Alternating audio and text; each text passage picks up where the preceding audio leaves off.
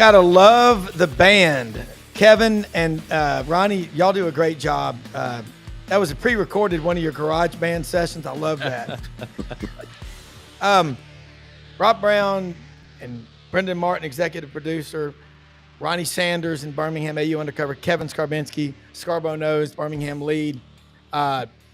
Man, what's going on, with Auburn? We were talking before we came on the show. The direction of Auburn. I'm just going to throw this out there. Since Auburn fell short against Florida State in the 2013 Rose Bowl for the national championship, they've only finished in the top 20 twice, in 2017 and 2019. And the other thing, the 18 and 17 in the 3 years before Hugh Freeze was hired, 11 and 14 since.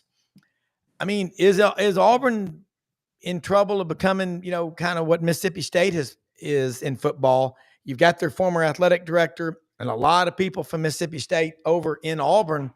Y'all are around that program every day on top of it. What do you think? Ronnie, you want to? Well, I think, obviously the recruiting classes have been better the last 3 years than they were before Potato Head. This year, things, I think last in the conference, and Kevin, we were talking before we came on the air, 70-something overall. So, look, I think the biggest thing is you got to win games. And it's been a long time since Auburn won a bunch of games. And so I think the bottom line is recruiting gets better. Everything gets better with wins. But it's got to be concerning at this point, going into the fall. Recruiting has to be a concern. I don't think there's any way around it. And that's I think the biggest concern is, look, this is a new era for everyone with revenue sharing, outside NIL. You can't, as John Cohen pointed out at the ambush event in Alexander City last week, you can't put offers in writing to high school seniors until August 1st. And my question is, even then, and how is this happening now, that how can you promise outside NIL money when you don't know if the NIL Go Clearinghouse is going to approve those deals? Yeah. They're rejecting some now. So, for existing players or current players, not necessarily at Auburn, we don't know what deals have been rejected, but it's been reported that some deals have been rejected, some have been approved. So it seems to me it's really difficult to make precise promises to certainly high school seniors. How much are you going to pay them? How much are you going to pay them in revenue sharing? You have control over that. You don't have as much control over the outside NIL money. So that is a gray area. And it's understandable that what Hugh Freeze said at that ambush event, what John Cohen said, that they're being advised by their legal team on what they should and shouldn't do. But they're on an island right now. They are on a lonely island, well below anybody else in the SEC, well below, the last I checked, they were below everyone else in the power conferences except Colorado. So is this the right strategy? Is it going to work out in the long run? Is everyone else doing it wrong when they say they're doing it right? I guess we'll find out. But it's concerning that they're so far behind. If they were 45th or 50th or 40th, I don't think there would be as much concern. It's just how low that number is and how big that gap is with your chief rivals, Georgia, which was number 2 in 24/7 Sports last I checked. Alabama was up to number 5. They're reeling in 5 stars, a bunch of them in the last couple of weeks.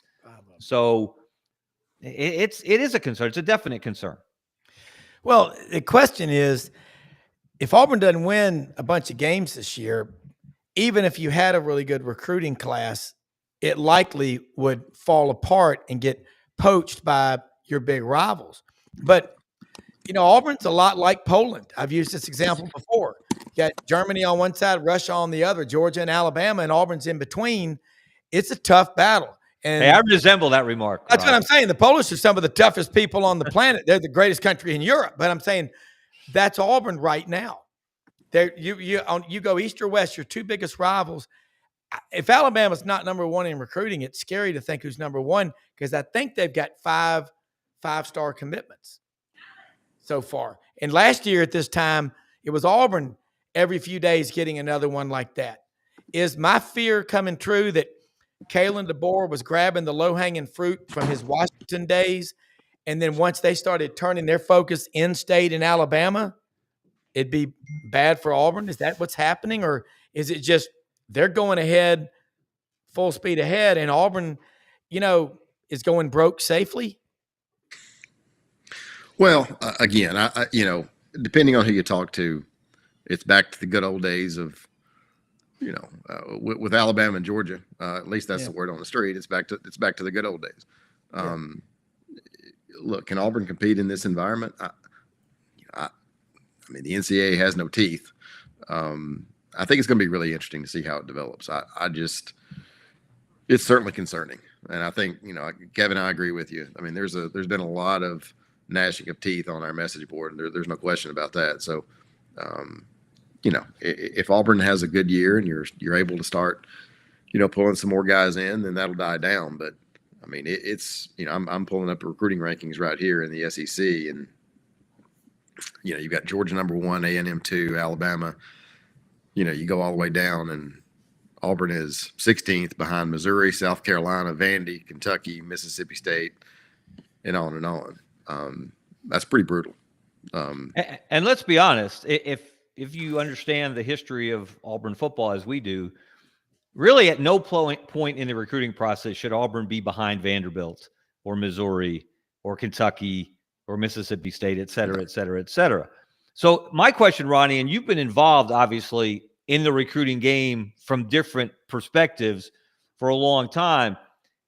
How realistic is it? Because so many players are committing now. So many are already committed.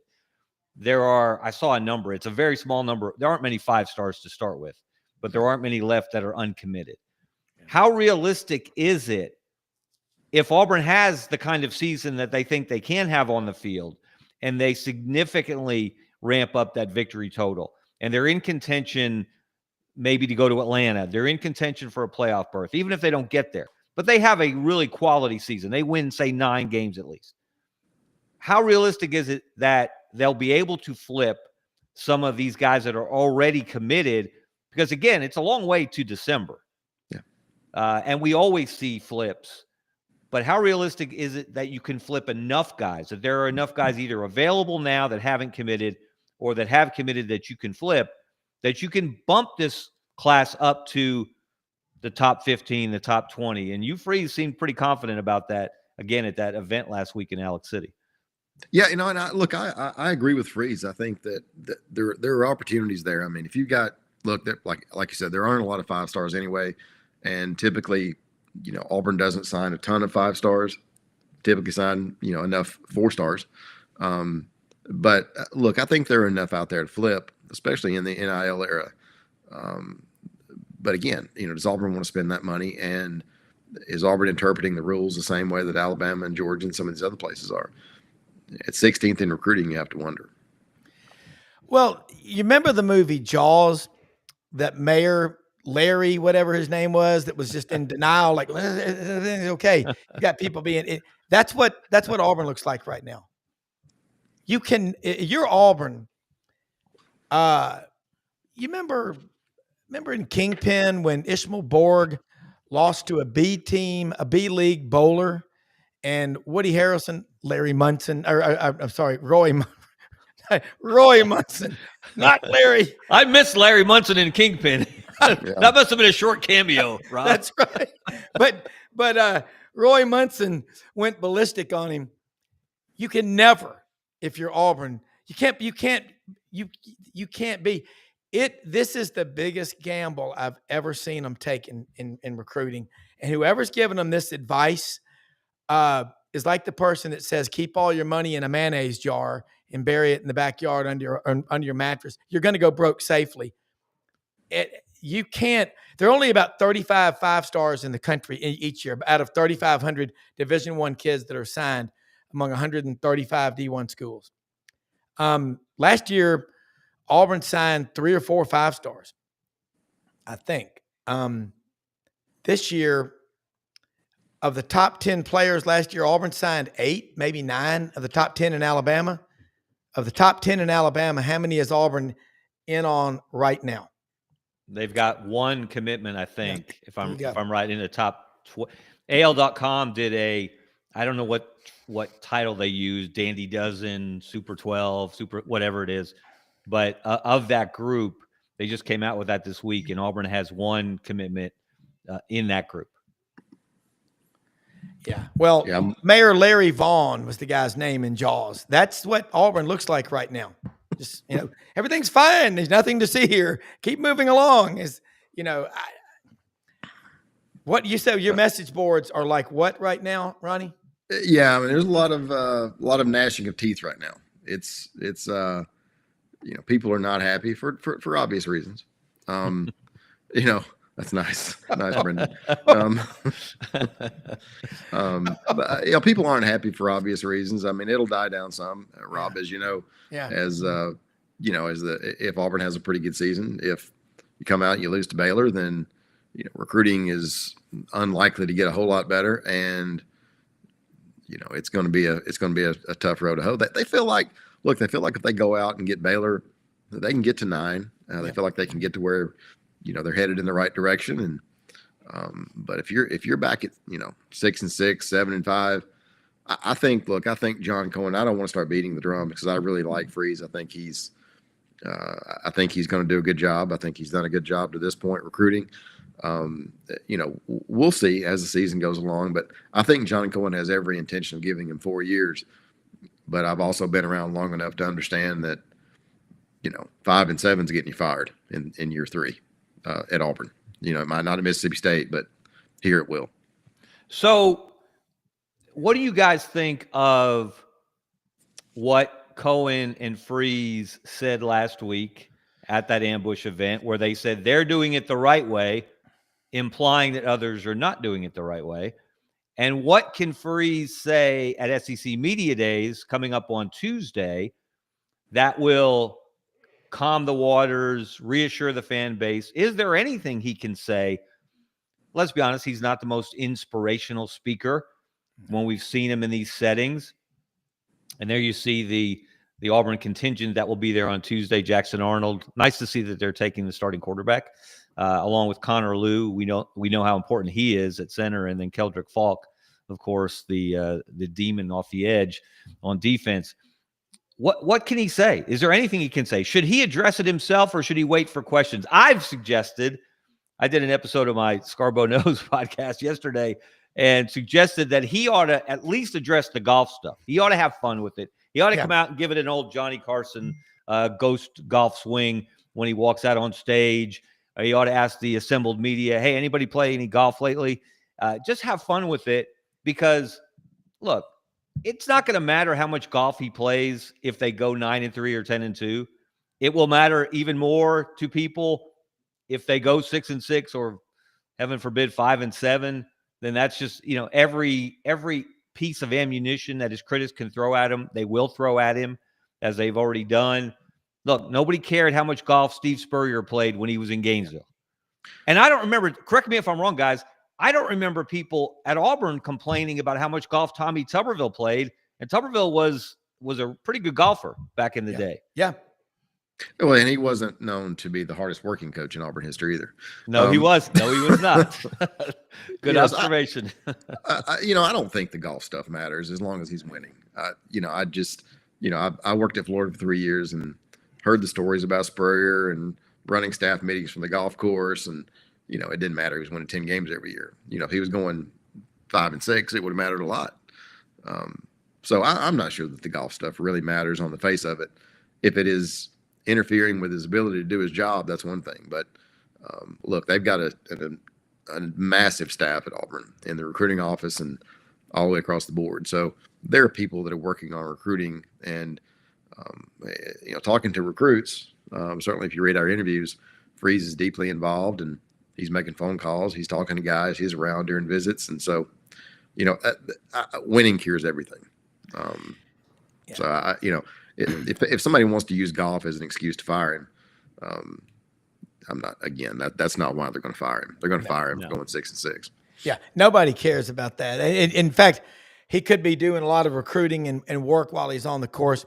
And if that's how he gets his brain to work, I mean, some people burn incense and that clears their mind. Whatever it takes. But the thing is, this Auburn football team, are they getting better? And I hear from so many people. I'm getting texts right now. A friend of mine said I was listening to a show in Auburn this afternoon. It's like a financial podcast. Nobody's talking about depth charts, rosters. And we know that DJ Barber out of Clay Chalkville in Pinson is on special assignment permanently, I guess, no longer at Auburn.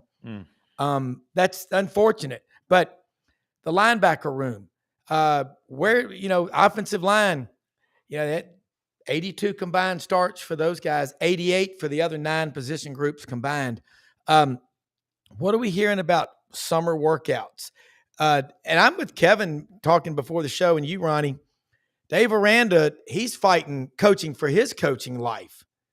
It's kind of hard to feel sorry for somebody that if they do get fired, will probably still get a golden parachute of 15, 20 million. I don't know. But he wants to win. Yeah, I mean, and again, people feel bad for the head coach. So-and-so got fired. I mean, it's really the support staff that is, if you go in, and I know I've been through it more than once, and it's tough. Those guys that have 2 and 3 year contracts, and you're a coordinator, you're an assistant coach, and if you got a 2-year contract, well, I mean, you're making $500,000-$600,000 more or more. You're not real worried about it. Now it's tough for your kids to move, but if you're a head coach and you're getting $15 million, but you look at those guys working in recruiting, and they don't have 2-year contracts or 3-year contracts. They're up in a month, and you've got to go move your family and all those things. Of course, every situation is different, but when you talk about a staff getting fired, it's not just the head coach. It's not just the 10 assistants. I'm going to differ, Rob, with something you said a moment ago. And I don't disagree with the overall theme here that the golf in and of itself doesn't matter. But I can tell you from conversations I've had, there are at least a couple of boosters I know that aren't thrilled with how much time he spends on the golf course. Now, again, these are boosters of long standing who remember the Pat Dye days and how hard that staff was all football all the time, or at least it seemed that way. Yeah. They did get in some R&R, certainly, and you need that. Look, as grueling as the job is, as it's always been, it may be more so today. So you do need that time to refresh and rewind, and I don't think anybody would begrudge a coach or coaches from doing that. But when it becomes an issue, when people are looking at the USGA scoring system or handicap system to see how many rounds SEC coaches have played, and you're at the top of the list, and you're coming off 2 losing seasons, then it becomes a problem. Then it creates a perception. And so much of this is perception. Yeah. And right now, the perception of Hugh Freeze and of Auburn football, the general perception on the outside, I'm not talking about the hardcore fans, but is negative. And I know there's concern and questions from the fan base itself, from what I'm hearing from people. But the outside world, there's a negative perception about Auburn football based on the record over the last 4 to 5 years, based on the current recruiting ranking. Hugh Freeze has become an easy target with the golf rounds.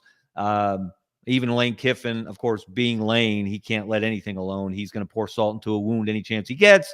So he's tweeting out pictures from months ago of Hugh Freeze and a golf team holding up a trophy. So, that's unfortunately what happens when you're coming off 2 straight 7-loss seasons.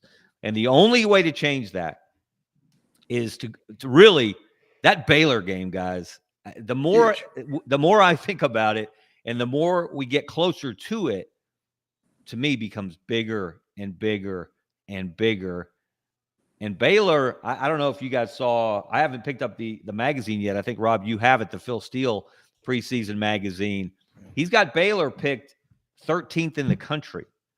The first team among he has 5 Big 12 teams in his top 25.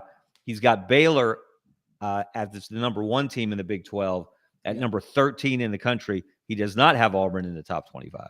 That's one man's opinion, but and actually it's a great motivational thing that Freeze and his staff can use. Look, these guys Phil Steele is supposed to be this expert. He doesn't respect you. He doesn't believe in you. So from a psychological standpoint, an intangible standpoint, it's a good thing for Auburn that people like that are underselling them, downplaying them, and building up Baylor. But Baylor won 6 straight games to close the regular season a year ago. They were 2-4, and then they won their last 6. Now they got beat by LSU in the Texas Bowl, but this is a quality football team. Now we don't know where the Big 12 coaches ranked them because the Big 12 coaches didn't do rankings this year because last year they picked Arizona State last, and all the Sun Devils and Kenny Dillingham did was win the league and get to the playoffs. So they didn't want to have that negative perception about any of their teams, so they didn't even do a coaches poll this year. I'm not sure the wisdom of that, but this is a solid football team at least. This could be a playoff contender. They could be the Arizona State of this year. So that's a game Auburn's going to have to be ready to play, and don't lose that game because this negative perception will only grow with every game they lose. Yeah. Well, there's no question, Kevin, and it builds. You walk out and you're having a rough recruiting year. No matter what the previous 2 or 3 years say, you're having a rough recruiting year this year. You go out and you lose to Baylor. All of a sudden, things get shaky. You go out and you win Baylor, and you're feeling good about yourself, and you're going into the second half of the season with a pretty decent record. And you've got Georgia and Alabama at home. You got a chance to have a pretty good year. You lose to Baylor, all of a sudden you got a new quarterback, and you got some new guys that have to fit in, and look, you got a young football team, and I think that helps because those young guys played a lot last year.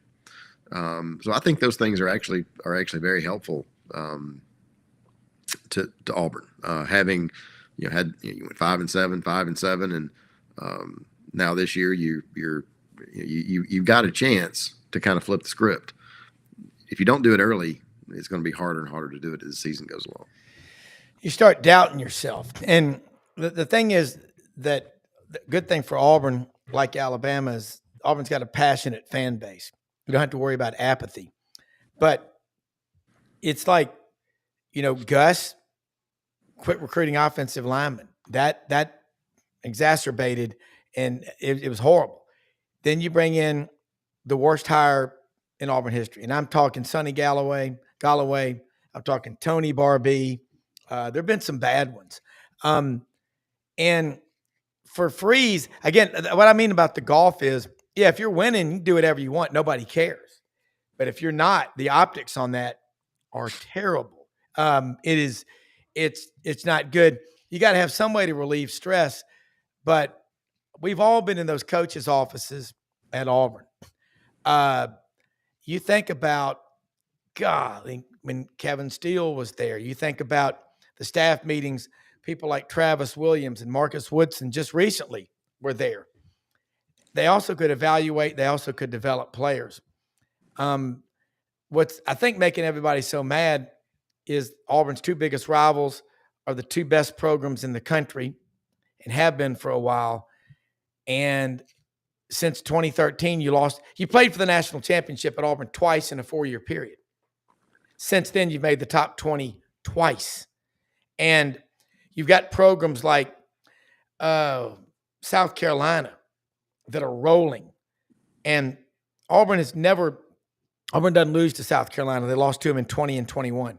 Auburn's never lost to Vanderbilt at home. They lost to them last year in Auburn. They never lost Ole Miss back-to-back in history. They did that in 22 and 23. It's stuff like that. New Mexico State. Hugh Freeze, after the Maryland loss in the bowl game, well, I just didn't have them prepared. That's what people are so frustrated with. It's the optics, Kevin. You're right. Well, what is Hugh Freeze best known for as a coach? Now, at one point, you might have said it was his spread offense, 10, 12, 13 years ago when he was at Ole Miss, when Gus was doing it at all. That was new. It was fresh, and it was successful. Well, now it's not so novel anymore. and it's not as successful as it had been. So the thing that I think most people associate with Hugh Freeze, if you say what's his best attribute as a coach, is recruiting. So that's why this current situation, I think it just adds to the depth of concern that Auburn fans have. And I have this, Rob, I shared this with you on the telephone earlier. I have this phrase I came up with. I think I used it with Gus Malzahn originally, when the Auburn offense that was so innovative and so successful, when you had a dual threat quarterback in Cam Newton and Nick Marshall, and then all of a sudden you got guys like Sean White out there, and it's like, what are you doing? I mean, you had this system that worked, and now you're recruiting quarterbacks that are totally different than the type of quarterbacks that you were competing for national championships with. And so Gus was known as an offensive guru. Well, not so much towards the end, the second half of his Auburn tenure.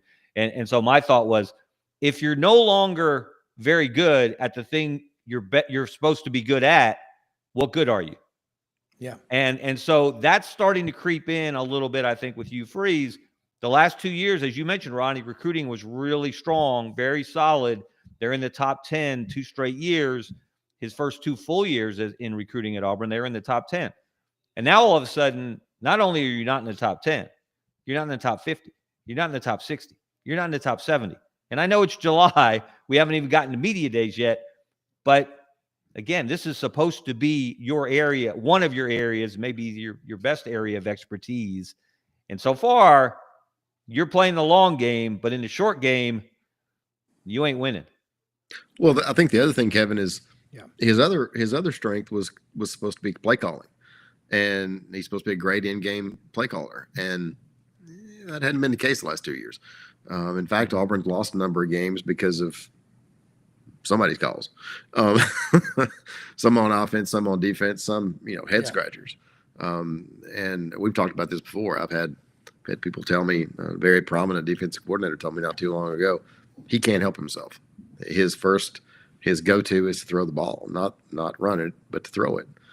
And in the SEC, that becomes an issue because you've got to line up and you've got to be tough. And if you need a yard on 3rd and 1, hand the ball off. And if you want to throw it on 3rd and 1, you better make it. Well, so who's going to be that guy this year? And they had the guy to do that, obviously, right, in Jarquez Hunter. Who's going to be? This is going to be fascinating to see. Is there going to be a guy that jumps out and becomes the guy, like Jarquez was, or is it going to be more of a tailback by committee? And I think that's wait and see. I think all those guys, like, you've got a pretty good room, or they feel like they do. So, who can produce on game day? Who can be the difference maker, and who will be allowed? Who's going to get those calls? And will they come at the right times, so to speak? Will they come? Will the play calling be more consistent? Will it be more? I think the other thing is who's actually calling the plays.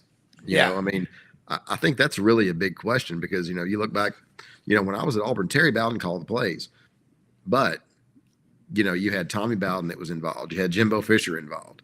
You had Rodney Allison on that staff, and you had Rick Trickett screaming on another headset, run the GD ball. And so, but there was a really, really good staff, and you had guys who provided great input. Kent Austin is a really good quarterbacks coach. Derek Nix is a really good running backs coach.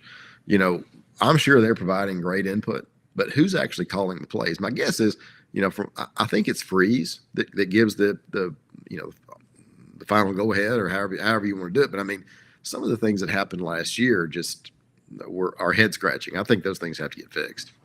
Well, for what I can see is get out of his own way for Hugh Freeze. You're down inside the 3-yard line in that Texas A&M game last year, and you were throwing little 2-yard passes. Those windows are so small down there. Power the ball, Jarquez, run it down somebody's throat. You can do that. But I think it'll be running back by committee. Jeremiah Cobb, Darrell Robinson, the kid from UConn. Kid from UConn is supposed to be really good. Really good. Doug Dean says that he was injured most of his time in Connecticut. If he's healthy, could be huge. He could be a Rudy Johnson type impact player at Auburn. From what I'm hearing, he's really good. Then you look I at, think that's what they're hoping. yeah. And that, I mean, I just think, people watching this think we're critical. Yeah.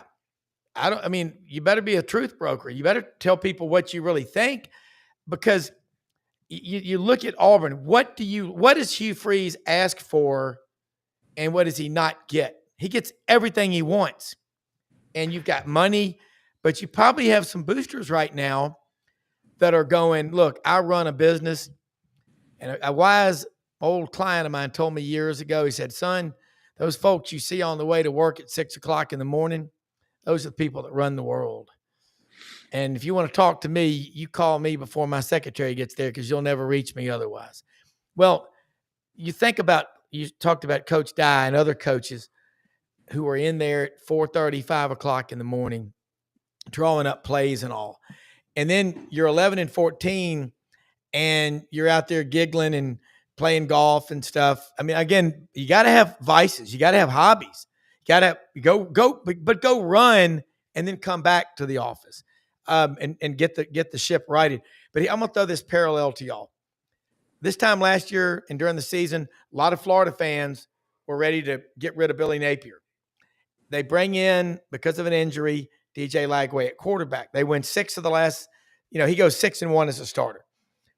And they make in recruiting, they were in the 60s, I think. And they closed the last 2 weeks, finished number 7 in the country. I think that's what Auburn fans should look to as a way to right the ship, is look what Florida did last year in a program and a coach that was definitely sweating. Well, I think the other thing is, does Auburn win 6 out of the last 7 or whatever the number was? I mean, look, it's an easier schedule for Auburn than it's been in a while, but it's still not an easy schedule. I mean, yeah, you've got Alabama and Georgia at home, but look, you're not playing LSU, but you've got A&M and you've got some other programs that are pretty good.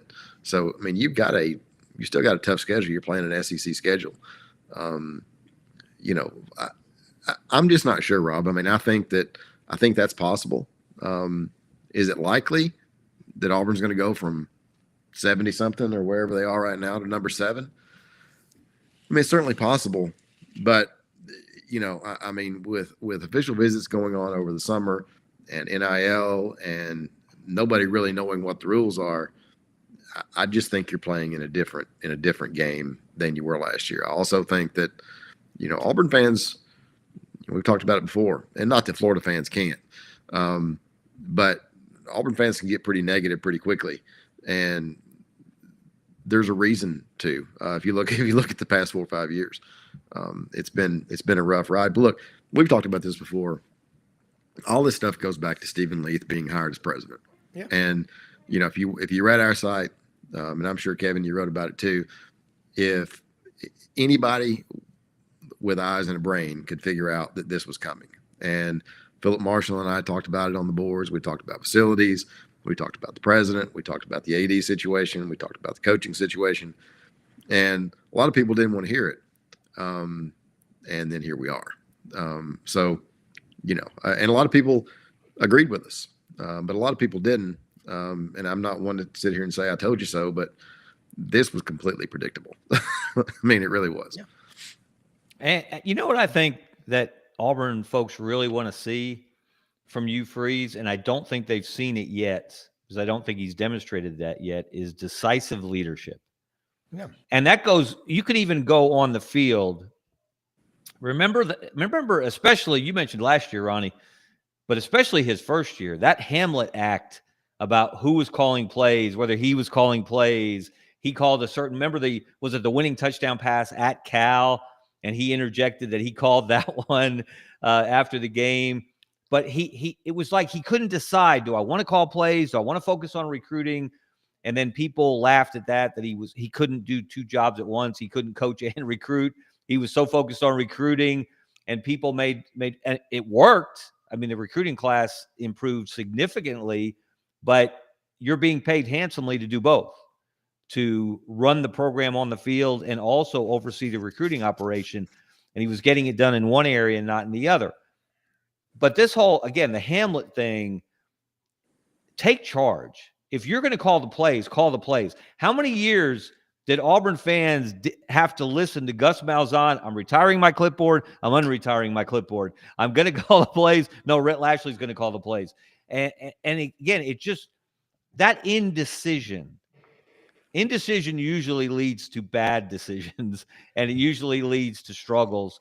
When you need a decisive, strong leader, and look, the SEC is crying out for that. Yeah, there are some good, look, I'm not saying there aren't good head coaches in the league, but how many coaches in the league right now have won a national championship? One. Kirby Smart. Yep. Only one. Remember, there were 4 or 5 or 6 guys that had won national championships. We'd go to media days, and almost half the conference, those head coaches had won national championships. Now it's one. And not only that, Kirby is also the only coach in the league that has won an SEC championship. Think about that. Pretty amazing. There are 16 SEC football coaches, and at the moment, only one of them has won an SEC championship. And, of course, he's got 3 since he's been in Athens. Now, you have guys like Steve Sarkisian that have been part of SEC championships as assistants, Lane Kiffin, another one. But nobody else has shown they can win the conference, let alone win the national championship. So there is an opening there. There's a gap there for someone to step up and be one of those elite coaches the way that Kirby Smart has become. So can Hugh Freeze be one of those guys? Because look, guys, if Auburn's standard, and we started out talking about this, Auburn's standard shouldn't be to be better than Mississippi State, and Kentucky, and South Carolina. It should be to compete with Georgia and Alabama at the top of the conference. And they have fallen far from that, even though on the field, on occasion, 2 years ago, 4 years ago in the Iron Bowl, 2 years ago in the Deep South's oldest rivalry, they were competitive with Georgia. They were competitive with Alabama. But at a certain point, and your third year would certainly seem to me to be that point, you got to stop being competitive. You got to start winning. Coming close, it does not get it done the deeper you go into your tenure. Yeah. I mean, Kevin, look at. Yeah. I agree with you. Sorry, Rob, I didn't mean to step on you, but no. Kevin, I agree with you. And it's not just Auburn that has – somebody's got an opportunity to break through. And, you know, it's not an insignificant year for Brian Kelly at LSU this season. It's, you know, same thing with Brent Venables. Same thing with Billy Napier. I mean, these are top-tier programs, and they expect to win, and they don't expect to finish behind South Carolina. And so it's going to be a really, really interesting year. It's not just Hugh Freeze. You know, if you look at the coaching movement last year, you know, it wasn't a whole lot.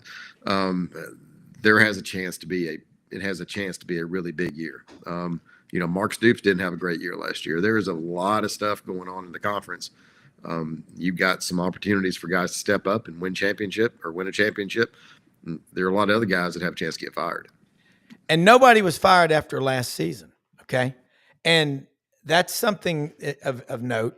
Maybe it was because of the impending $21.5 million house settlement coming.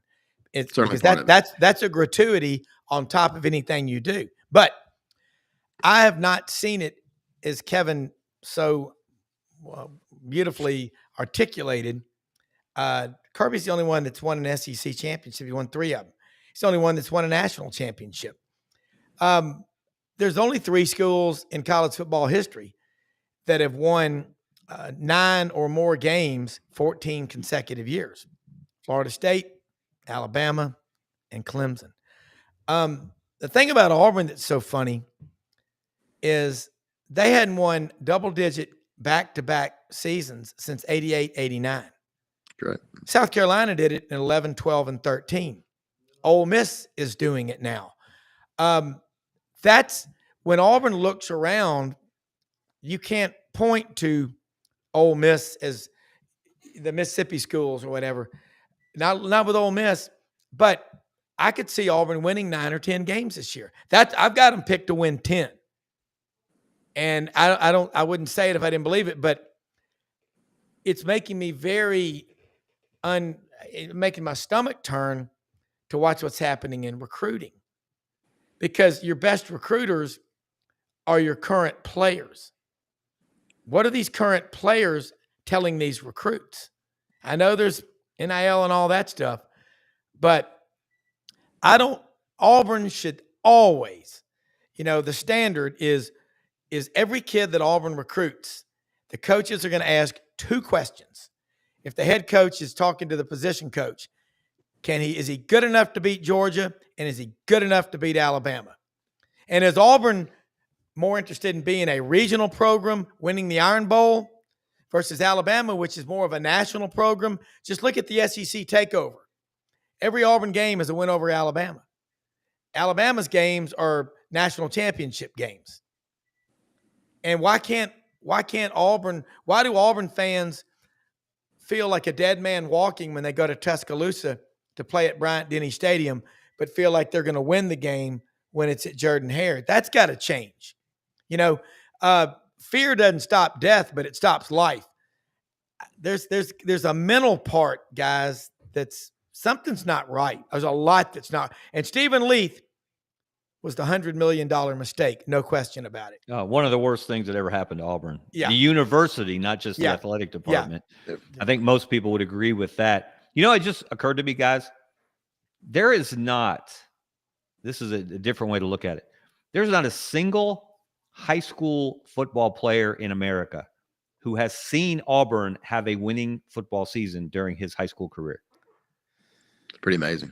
Think about that. Yeah. That doesn't even sound right coming out of my mouth. Yeah. It is correct, obviously. And yet, you mentioned Florida. Florida hasn't won an SEC championship in 17 years. Yep. Since 2008. Yeah. Since 2008. Tim Tebow's junior season, not even his senior year. Yeah. Of course, they got to the SEC championship game his senior year and got undressed by Alabama. But think about that. Florida, with all the tradition since Steve Spurrier showed the potential, what Florida could be, and Urban Meyer followed up with that. 17 years since they've won an SEC championship. It hasn't been that, it hasn't been that long. We're what, 12 years away since Auburn played for a national championship. We are 8 years since Auburn last played for an SEC championship in 2017. But these kids, they haven't seen it. They have not seen Auburn be Auburn. What we know Auburn can be at its best. I can't tell you how many different coaches who have coached at different schools have said, when Auburn gets it right, Auburn has everything it needs to compete and win championships. Yeah. When they get it right. But too often, they don't get it right. So that there's a lot riding on this season, there's no doubt. And again, that Baylor game, I'm excited about this. I looked up some of these players for Baylor. Here's a name to look out for, Josh Cameron. He's a wide receiver. He would have led the nation in punt return average last year. He averaged 20.7 yards a punt return, but he didn't have enough punt returns to qualify for the official title because they kicked away from him and he didn't have a single punt return in the last 4 games. But that dude's a wide receiver. He had 52 catches for almost 800 yards, 10 touchdowns. They've got a running back who ran for over 1,000 yards as a freshman last year. And then they got their quarterback, Sawyer Robertson. He's the all Big 12 preseason pick by Phil Steele as the best quarterback in that league. And this is the amazing thing. Aranda's a defensive guy, right? That's his expertise. Listen to the scores of Baylor's last 6 games in the regular season when they went 6-0 last year. They scored 59, 38, 37, 49, 20 against Houston, and then 45. So they were doing it on offense. They were putting up points. So it's going to be really interesting to see, DJ Durkin's defense against the Baylor offense. I think Auburn's going to like its chances on defense against a lot of teams this year. The question is going to be, can they score enough points? Can Jackson Arnold be the quarterback that they expect him to be? And he's got to be it early with that schedule. 3 road games before the end of September, and not one of them's gimme. Not one. Kevin, you're 100% right. And I think a lot of people fail to realize how much momentum means as the season goes along. And, I just remember when we were at Florida, and I was there with Ron Zook in between Spurrier and at Urban Meyer. And, Spurrier had been pretty good, and he admittedly left the cupboard a little bit bare, even though it was completely bare. But, we go in that last season, we lose to Mississippi State, get fired. And the next week we barely lose to Georgia. And then we went out and beat Florida State and Tallahassee for the first time in 20 years. And they carry Ron off the field, and we ended up great. But, if we don't get fired after the Mississippi State game, we probably win out. And all those kids that won a national championship with Urban Meyer, I think we signed every starter except one.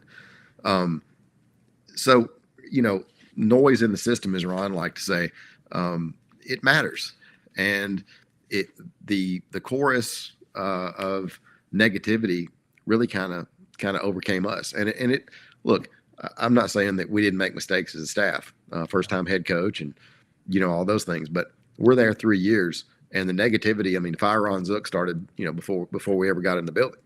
So negativity matters inside a program, and Auburn fans are really, really restless. And I think people fail to realize, Hugh Freeze, without a great start, the fan base is going to turn on him. And again, I'm not trying to beat up Hugh Freeze. I think they're going to have a good year. But if you come out with a slow start, those players they read the media, whether you want them to or not. They're on Twitter or X, and they're on this, and they're on Instagram, and they're on TikTok, and they're seeing all this stuff. Well, think about it in sales. You're in a commission business. The first day of the month, you got a 0.00 by your name. You go a week, 2, 3 weeks into the month, you hadn't sold anything. It gets hard. That phone weighs about 500 pounds when you try to call somebody. Okay, you're thinking of some old hag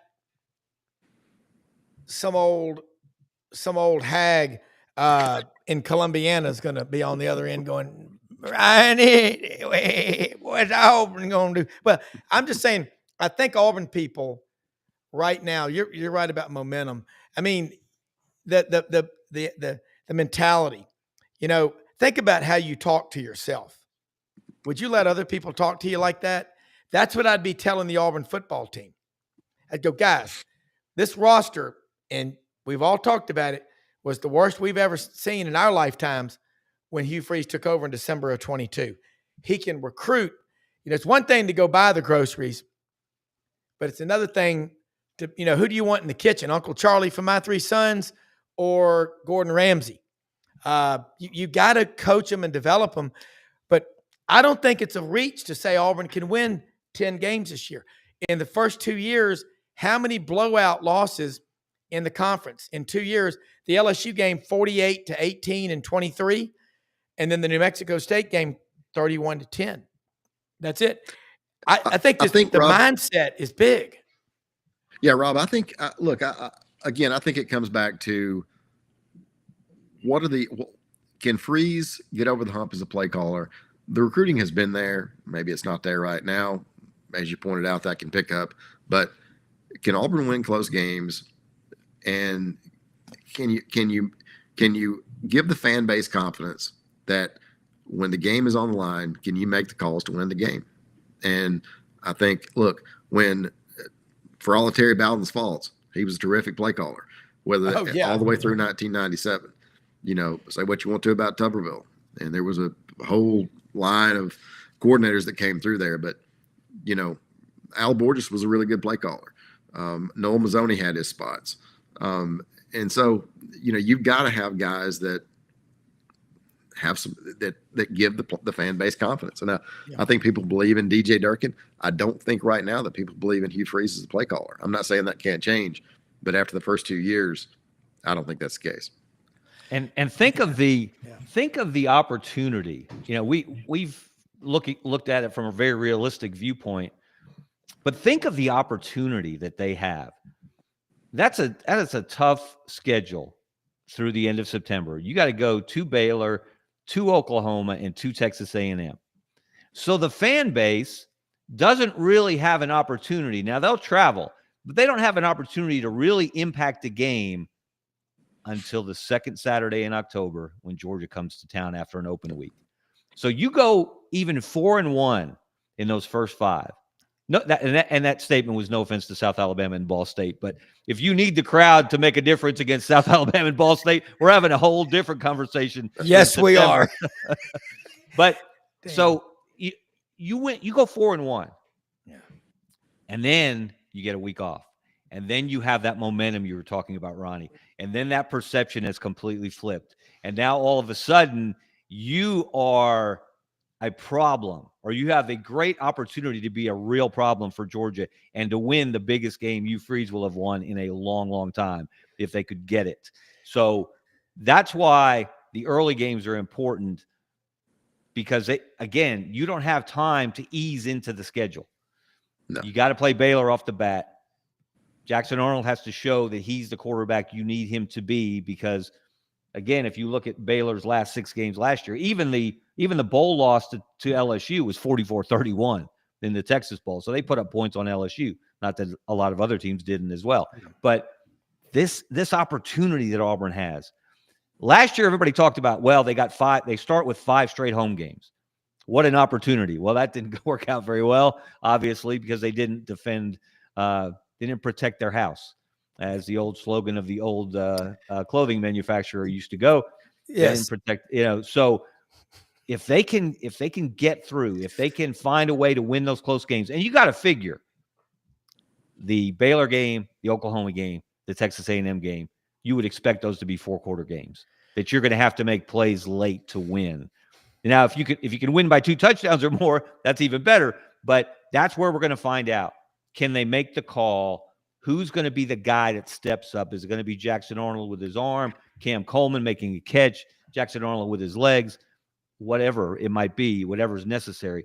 But if they can get through that stretch with only 1 loss, then we got something to really look forward to when Georgia comes to town. Yeah, we got about 6 minutes left, but what you have not had in Hugh Freeze's first 2 years is one of those signature victories. Damn, that first year, Auburn, they were close to winning 9 games. The Georgia game, you let Brock Bowers break free with a minute left. You've got Alabama beaten. I think these guys have got to get, they've got these chains that are holding them back in their head. I think in the Auburn fan base, looking back in the rearview mirror, you got to forget about it. I mean, as well, we all know this.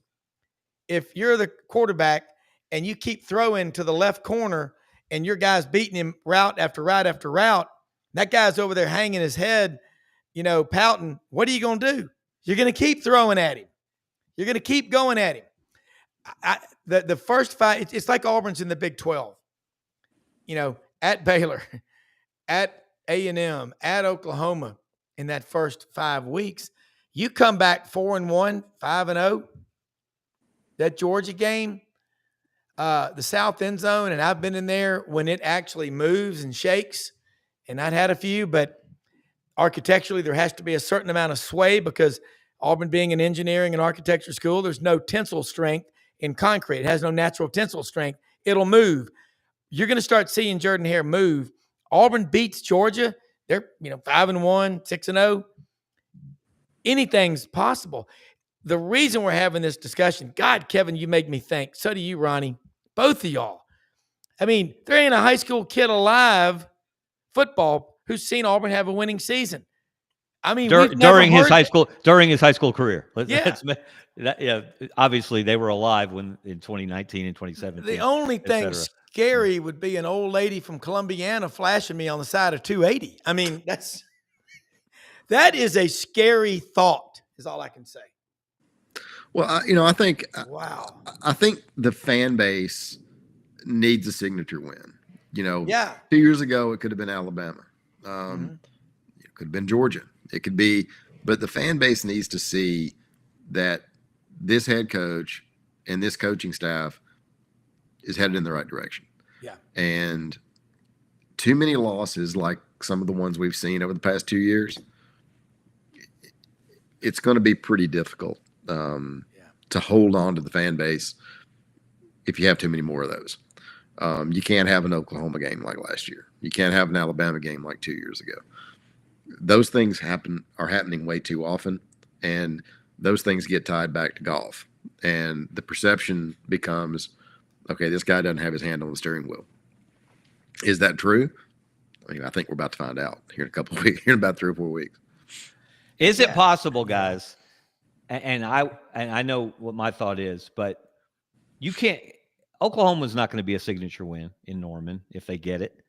Texas A&M last year, even though they were ranked and it was a very exciting game, went to Auburn. Auburn found a way. That's not a signature win. No. And beating Texas A&M, this Texas A&M team, who they may be pretty good, but even beating them in College Station, that's not a signature win.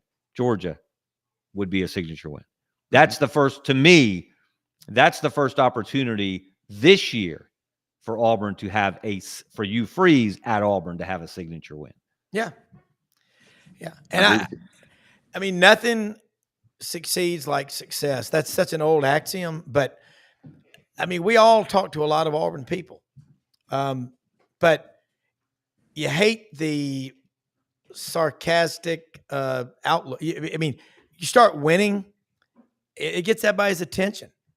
And the last time Auburn was mired in a cycle like this was post-World War II, 46-50. Auburn bottomed out in 1950 because my dad was there. They lost to Wofford and went 0-10. Earl Browne was the coach. He was a Notre Dame man, a fine man, fine, kind man. Couldn't coach a lick. The governor, Gordon Person, first thing he did, got sworn in. He fired the coach and brought in Shug Jordan. And they celebrated, Dad said, all over town. People went because finally they were bringing an Auburn man back. If I'm Hugh Freeze, look up and just hold your chest out. Kevin, that's an incredible statement. The only coach who's won anything in this league is Kirby Smart. It's pretty amazing. That's a pretty amazing. Wow. I guess I didn't. Kevin, that's pretty amazing. I'm gonna start calling Kevin Rodan the thinker. I've got two thinker bookends over there actually somewhere. There you go. In my bookcase, but I mean, this is that's what I'm saying. This is not. Wow. I mean, think of we had all those years with Saban and Spurrier and Urban Meyer and all these guys that won national championships would roll into media days and you couldn't walk around the corner without bumping into a national championship coach. And now there's one, and Kirby's got two of those, and he's got 3 SEC titles, as we said. But so there's a door open. Who's going to occupy it? A lot of people would say Steve Sarkisian would be next. That would be an intriguing discussion. Who's got next? Who's the next coach in the SEC to win his first SEC championship, his first national championship? Some people would say Kalen DeBoer. Some people would say Sarkisian. Lane Kiffin's had a lot of cracks at it. Yeah. And if he didn't do it last year, I don't know. Although they'll be formidable, I think, again this year. So, but again, why not? What was the recruiting slogan they had with the light up with the bright lights look like Broadway? Why not Auburn? Yeah. Remember that picture? I saw that picture on social media, one of their recruiting weekends. Why not Auburn? Why not? I agree. And I think this discussion, y'all are two of the most cerebral people that I've talked with in a while. And I think if I'm an Auburn fan, I'm honing in on what y'all both said. Kirby's the only one who's done it. It's up for grabs, man. You gotta go for it this year. Rob, let me throw the converse of that at you guys. Who's going to be in Atlanta? The 4 head coaches that will be at SEC Media Days on Tuesday: Kirby Smart, Josh Heupel, Steve Sarkisian, and Hugh Freeze. 3 of those guys were in the playoff last year. Yeah. One was not. What's the old Sesame Street? One of these guys doesn't look like the other. other. One of these things is not like the other. One of these things does not belong. Hugh Freeze can do it. Auburn's proven they can do it. You're the 13th winningest program in the history of college football. But every year that's getting further in the rearview mirror. And it's what? Next year is here. Go Tigers. It's going to be, what a year we got coming up, man. I run out of time. For executive producer Brendan Martin. Watch this channel, folks, every chance you get. Scarbo Knows, his great podcast, the Birmingham Lead, Ronnie Sanders, AU Undercover. Wow. What a thank you all of you watching. A lot of you watching. Share the show. I'm smelling that lasagna cooking. I'm about to go crazy. We'll see you next week, but on this channel every day and every night. Thank you for watching.